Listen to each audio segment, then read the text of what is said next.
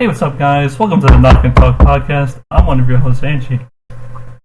And I'm Professor D. And today in the virtual studio, we have a guest. Hey, I'm Monki. Pleasure to have you, Monki, on the podcast. So for today in this episode, we'll be discussing politics and economics, and specifically how to influence the youth to get them thinking, get them thinking out of the box in regards to political and economic philosophy, and get them out of this era of the stagnancy of thought that we have in American society. So, Anchi, what are your thoughts? How do we get young people thinking?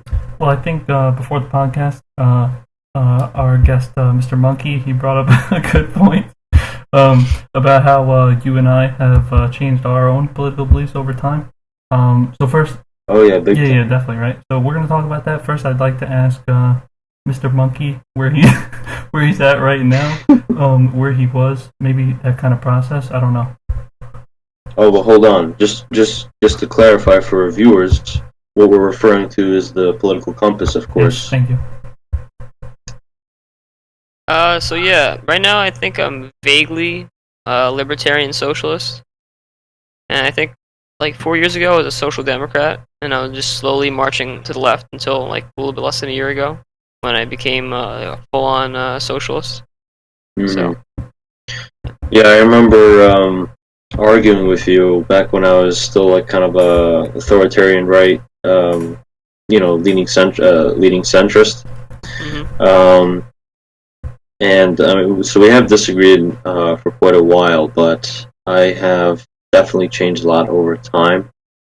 I mean, obviously, as I just said, I was like a authoritarian right-leaning centrist, but then I went downtown. I got to paleo-libertarianism, and then from there, a pretty sharp turn to anarcho-primitivism. Glad that phase is over. I'd say I'm more of a communalist now, or I guess you could call it anarcho-communalist. People don't really say that though, but it's still logically suffices. I didn't know the primitivism. Okay, it's tough to say that I was a primitivist because I still believed that obviously the primitive lifestyle isn't. I mean, it's ideal for the health of planet Earth, but not necessarily ideal for us, is it? Really? I still have a very adamant view on technology. I'm very strict on it, but I started to take a much more realistic approach to how technology can be used in our lives, and I think that it's really about combining the power of communal bonds and technology to increase human prosperity. And should I also point out that it's also a very strict view on authority, which kind of brings it to this point of anarcho-communalism. But then again, not a lot of people use it that way. People just say communalist. what do you mean by authority in regards to technology? What happened? What do you mean, like when you said authority, like in connected to technology? Well, no. I was just describing what components come in that are being addressed in communalism. Okay. Okay, so that's interesting. Professor D and I are closer than I previously thought. We're pretty close. All right, that's cool. So okay, just very quickly. Also, I'm in kind of the same boat as Professor D. Almost, I was like neocon like 4 or 5 years ago, I think. And then I took the political compass test. I know it's like a meme, but I took it, right, and I like based on what I answered the questions, right. I thought I was on the right, but it put me on the still in the centrist box, right, the Overton window, but on the lower left, so in the green quadrant. So then I was like, wait a sec, am I in the right or left? But then I started to look into stuff, and then just been like a cascade from there. Now I'm all the way, of course, in the bottom left at the also, communist anarchism, which I think is like communalism. Yeah, actually, I took a anarchist test a few days ago, and I actually did get ANCOM, a good percentage. So yeah, that's pretty consistent with what I was expecting. Um, Also, another thing I wanted to note, it's kind of regarding, like Kaczynski, and anarcho-primitivism, which, by the way, is not necessarily that's not necessarily what Ted Kaczynski was really advocating for. He never really straight out said, yeah, like the anarcho-primitivism is the way. It's just that's really what was what he was pointing at. Um, but overall, he just had a very adamant view of technology as well. Okay, the other thing, it's really hard to put him on the political compass because one okay, yeah, so yes, he was an anarchist, so he's obviously he's downtown, right? But I've seen many times that he was placed in the bottom left quadrant. The thing is, if you read his manifesto, really the first chapter is him berating the left wing, pointing out, a whole entire chapter devoted to criticism of the left. So it's kind of contradictory, but I still love seeing all those memes where it's like they put Kaczynski like ascended the political compass or something. But aside from that, yeah, I'm not so supportive of anarcho-primitivism anymore as I was, like, I'd say about a year ago. I feel like anarcho-primitivism like falsely says that the problem is technology when the real problem is capitalism and like the power discrepancies that it like forces onto the classes of society. Mm-hmm. Yeah. Not 100% there, but I still do think that capitalism really this catalyzes this misuse of technology. Um, I guess you could say it's for me the way I see it, it's more of a correlation thing rather than causation. Um, but um, with capitalism, the thing is that technology is completely devoted. Technology becomes like technological advancement becomes the main goal for the purpose of increasing utility, increasing efficiency. Because that's really the main goal of capitalism is to increase capital, right? Um, but I think that with technology, without capitalism, it can be more focused on actually maximizing, human welfare. Overall, just the collective well-being, as Anchi likes to reference a lot. Thank you.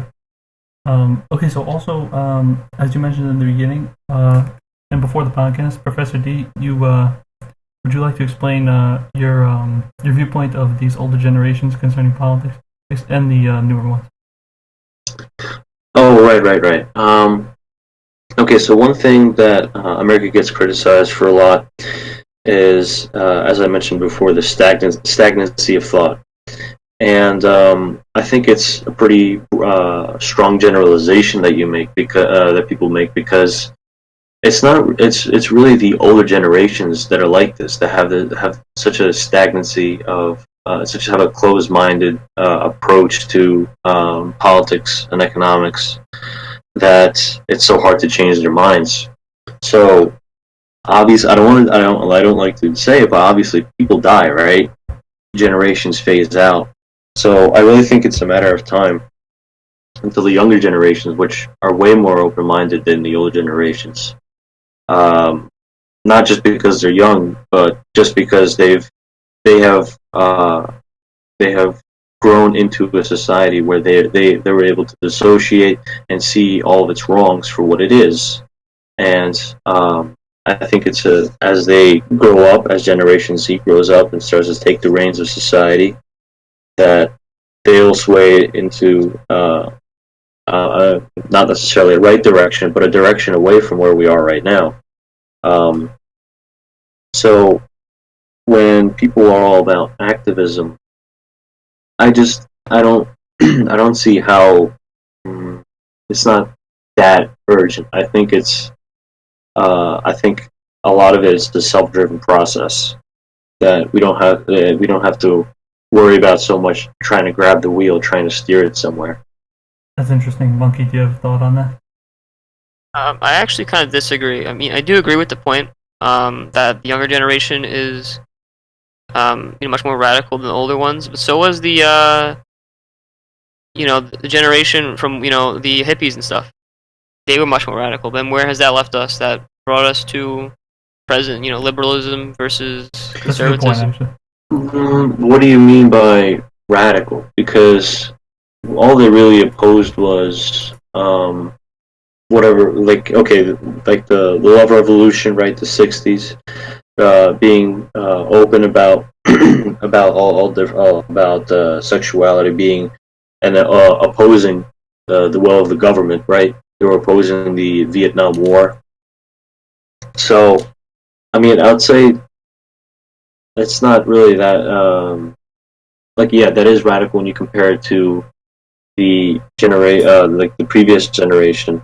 But I think that um, it's different as compared to today because we're not faced with the same amount of direct stress. We're not faced with the draft. We're not faced with um, inhibition of our expression. Um, in fact, we today, with all the wonders of technology, we can communicate so well and express ourselves to such an extent that we can never do it before. Yet, I'd say that we are far more radical than the previous generations. And as I referenced this, the kids of a similar age in the '60s. Can you fathom some of those kids? Reading as much theory as how many people are reading theory today? I don't think so. And I guess that's just one of those of the internet that has definitely introduced a lot more people into educating themselves and learning and reading theory. My take. I think that's a fair point. All right, so Monkey, what do you think are the modes of? Cause I've been wondering about this as well. What do you think are the modes of, spreading ideas, etc.? I think. Okay, that was the Monkey. You can go next. Oh, okay. My apologies. Oh.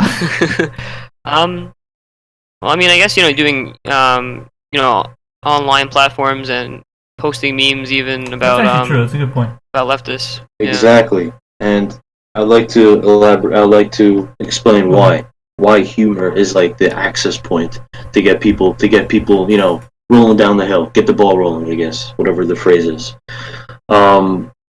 We've had smartphones now for about more than 10 years. I don't know when did one of the first smartphones come out. I don't know the exact year, but we've had it for more than a decade now, and it has definitely conditioned a much shorter attention span into just general consensus that people now have shorter attention spans because we have an expectation of like a really quick access to a really quick amount of information passing through, right? And we condition ourselves to that. That's what we become used to. And when we get off our phones, we're not getting that same rate of information, and it's completely we're easily bored. I'm swaying the point. Let me get more straightforward. So something like humor, right? Something that kind of invokes more attention than a wall of text talking about why we should read this or some kind of other persuasive methods to get people thinking. It's really the most realistic access point because, and even in my case, that's true because I kept seeing those Ted Kaczynski memes, and I just kept thinking, who's that fella, right? Good point. So and then that's what really got the ball rolling. Is that I started carving out my own path, trying to find out who this guy is. It got me all curious. So I'd say humor is one of the most important, is one of the key methods getting people involved, getting people really get them on the path to self-education. Now that you mention it, I can see the implications of this. Like, you can see it goes the other way as well, the other direction, because all the Trump memes, right? Back in like 2016 or whatever. Yeah. Oh. The 2016 election definitely helped out a lot in getting people involved in politics because it was just such a unique election. I mean, let alone just like the amount of political polarization that happened from it. But regarding Generation Z, I'd say stuff like Politigram, the political world on Instagram, along with I guess like the philosophogram, whatever you want to call it, like philosophy on Instagram. It's definitely got a lot more people involved, spreading quick, which which is obviously a good thing. Because I think that everyone should be a philosopher at heart. You should always about thinking about this and that. But aside from that, I'd say that's really. I'm sure that's what got all three of us into politics and just in general philosophy. Was all these memes we started seeing that started kind of ramping up the level of philosophical implications and the amount of more radical ideas. Yeah, that's true for me. So, okay, I say this I think a lot, but as you guys say, one of these. I hope that this podcast can be one of these online mediums, that we spread. Although we don't have humor, But I'd say this podcast. It assumes a different identity than like one of those meme pages. It's more of a the next rung in the ladder where where it's not just seeing those philosophy and political memes. It's getting interested. You bought some books, and now you want to also listen to a podcast and hear people's opinions about it. It's a bit more formal, obviously, than just political and philosophy memes. All right, I agree. So, Monki. Yeah, I agree with Monki, that. do you have any opinion on that and follow up as well? If you want to move on to this, do you want to talk a little bit about philosophy or anything like that? I'll actually just respond to what Professor D is saying here. I think, I agree that the memes are a good conduit, I guess, for influencing people's opinions, but it could also go both ways as well. Because you can influence people towards fascism, or leftism, or anarchism, or anything like that, and you have to be careful. Those are radical ideas, right? That is true, but our goal is not exclusively radical ideas. I mean, we don't want a generation of neo-Nazis to Obviously, I didn't state that I'm not saying you're saying all these people they're gonna flow in the direction that we want them to. But I think it's just something unavoidable that we're always faced with different circumstances in our lives that leads to all different people going in different directions. But the general idea is like it just a matter of, I guess, marketing of a philosopher or some concept enough that people it gets popular enough and people actually start looking into it.